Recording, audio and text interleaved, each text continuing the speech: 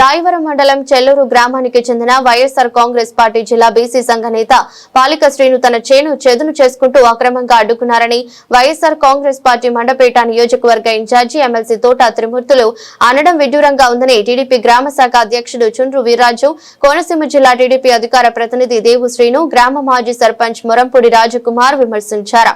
గత వైసీపీ ప్రభుత్వంలో రోజుకుల చెరువు నుండి అక్రమంగా మట్టిని తరలించి చేలో ఉన్న దిమ్మను ఏర్పాటు చేసుకున్నారన్నారు. అవసరం తీరిన తర్వాత మట్టిని మళ్లీ ఇటుక బట్టికి విక్రయించారు. అందుకే మైనింగ్ అధికారులు జేసీబీ లారీను సీజ్ చేసి జరిమానా విధించారన్నారు. ఎమ్మెల్సీ తోట త్రిమూర్తులు తెలుగుదేశం నాయకుల మీద అబండాలు వేయటం సరికాదని వాస్తవాలు తెలుసుకుని మాట్లాడాలని హితవు పలికారు. అందరికీ నమస్కారం అండి. నిన్న గౌరవ ఎమ్మెల్సీ గారు చెల్లూరు ప్రెస్ మీట్ పెట్టి ఒక చేను చదును చేసుకోవాలంటే ఒక రైతు, అది వాళ్ళ బీసీసీఎల్ అధ్యక్షుడు పాలిక శ్రీను ఆయన తెలుగుదేశం వారు కక్షాదింపులో భాగంగా ఆయన మీద కంప్లైంట్ పెట్టారని ఆయన అసత్యపు ఆరోపణ చేశారండి. అయ్యా ఎమ్మెల్సీ గారు, అసలు కక్ష సాధింపు అంటే గత మీ గవర్నమెంట్లో మా నాయకుడు మామిడిచెట్టు రామకృష్ణ ఆయన చేను చదువు చేసుకుంటుంటే ఇదే పాలిసీని గారు కంప్లైంట్లు పెట్టి జేసీబీని ట్రాక్టర్ సీజ్ చేయించారు సార్. అప్పుడు రాని బాధ ఈ పాలిసీని గారికి ఇప్పుడు వచ్చిందా? అలాగే కాలం బట్టి అక్రమంగా తరలించారని చెప్పేసి మీకు తప్పుడు సమాచారం ఇచ్చారు సార్. అది ఆ సెట్టిపల్లి సామాజిక వర్గం సంబంధించిన రామాలయానికి కాలం బట్టి వేశారు సార్. అలాగే గ్రామదేవత అయిన పోలేరమ్మ తల్లి గుడికి ఫౌండేషన్లో కావాలని గ్రామస్తులు అందరూ ఏకంగా నిర్ణయం తీసుకుని మట్టి తోలేను సార్. అంతే తప్ప ఏ రైతుకి ఏ తెలుగుదేశం రైతు తోలుకేది సార్. అలాగే మీరు మిగిలిన మట్టి డిఎఫ్ఓ గారు, కలెక్టర్ గారు ఆదేశాలతోటి మారి నచ్చిబాబు గారు పొలాన్ని ఫారెస్ట్ డిపార్ట్మెంట్ వారు నిర్వహిస్తున్న నర్సరీకి ఈ మట్టి తరలించారు తప్ప తెలుగుదేశం నాయకులు ఎవడో ఏ చెల్లికి మట్టి తోలుకెళ్ళలేదు సార్. మిమ్మల్ని మాత్రం తప్పుదోవ పట్టిస్తున్నారు. అది మాత్రం మీరు తెలుసుకోవాలని కోరుకున్నాను సార్. ఈ కొండ ఈ మట్టి ఎక్కడి నుంచి వచ్చిందో అన్నది చెల్లూరు గ్రామ ప్రజలందరికీ తెలుసు. చెరువులు తవ్వితే ఈ మట్టి వచ్చింది. ఈ మట్టి మరి తప్పు చెయ్యకపోతే తప్పు చేసిన ఫైన్ కట్టింది మీరు చూడండి అయ్యా.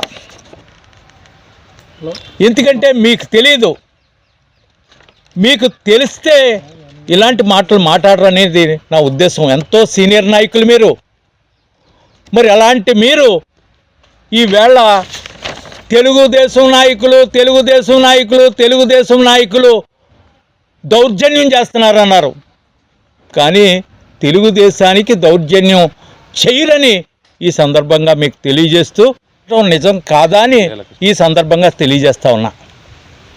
అంతేకాదండి అయ్యా, ఈవేళ కక్ష సాధింపు అనేది తెలుగుదేశానికి లేదని మరొక్కసారి మీకు తెలియజేస్తా ఉన్నా. ఇప్పుడు రాజకుమార్ ఎక్స్ సర్పంచ్ అండి.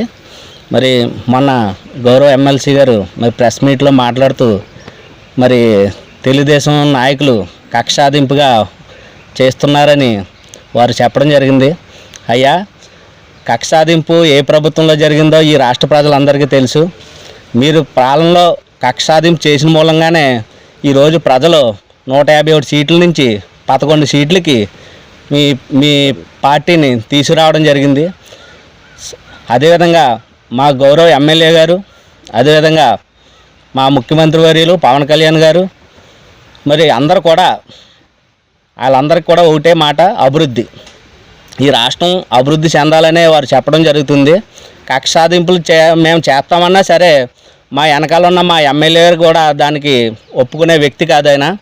మరి మీరు ప్రెస్ మీట్లో మాట్లాడుతూ ఈ తెలుగుదేశం నాయకులు కక్షాదింపే తప్ప అభివృద్ధి ఏమి చేస్తలేదని మీరు అనడం జరిగింది.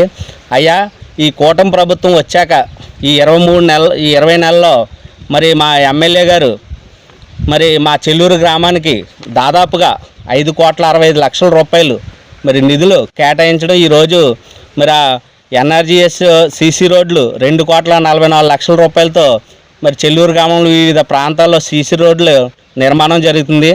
అదేవిధంగా 1,80,00,000 రూపాయలతో 2 వాటర్ ట్యాంకులు కూడా నిర్మాణం చేయడం జరుగుతుంది. అదేవిధంగా 72 లక్షల రూపాయలతో 2 హెల్త్ సెంటర్లు కూడా చెల్లూరు గ్రామంలో నిర్మాణం చేయడానికి కూడా శాంక్షన్ అవ్వడం జరిగింది. అదేవిధంగా 69 లక్షల రూపాయలతో మహిళా శక్తి భవన్ కూడా నిర్మాణం శాంక్షన్ చేయడం జరిగింది. అదేవిధంగా మరి మీ ప్రభుత్వంలో చింతలతోట నుంచి బుట్టాయిపేట రోడ్డు గత ప్రభుత్వం తెలుగుదేశం ప్రభుత్వం శాంక్షన్ చేసి వర్క్ స్టార్ట్ చేసిన తర్వాత మీ ప్రభుత్వం వచ్చాక ఆ రోడ్డు శాంక్షన్ అయిన అమౌంట్ని క్యాన్సిల్ చేయడం జరిగింది. మీరు ఎలక్షన్ ముందు కూడా ఓట్ల గురించి అక్కడ శిలాపలకం వేసి ఆ రోడ్డు నిర్మాణం చేస్తామని చెప్పి శిలాపలకం వేయడం కూడా జరిగింది. కానీ మీరు మీ ప్రభుత్వంలో ఆ రోడ్డు వేయడం జరగలేదు.